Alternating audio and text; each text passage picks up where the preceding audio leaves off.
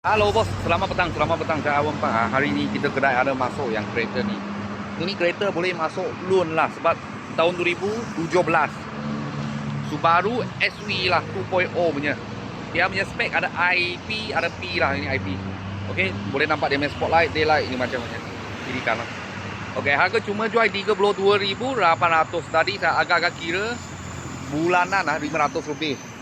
500 lebih ikat bank lah. Kalau kredit 400 lebih lah. Kredit 400 lebih. Dalam macam ni.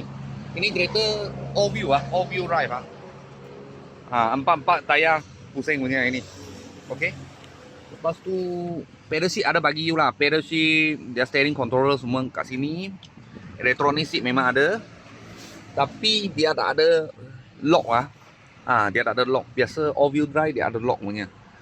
Okey, dalam macam ni, leather original. Datang sudah macam ni, yang dalam kita tak ada buat lah. Buat spray cat aja. Belakang. Subaru SV 2.0 IP. IP saya tak tahu sebab apa lah, mungkin dia baru punya model ke. All wheel drive lah. All wheel drive. Tahun 2017, boleh ikat bank 7 tahun. Lepas tu kredit boleh sampai 9. Tadi saya agak kira zero deposit. Bulanan 400 lebih kalau kredit. Kalau bank 500 lebih.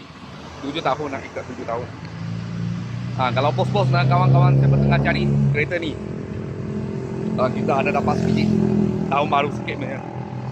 Engine boxes engine lah, Subaru punya boxes engine. Serupa macam GT86, GR86 macam sama lah, engine sama, boxes. Kalau bos dan kawan-kawan minat, boleh kontak kita lah.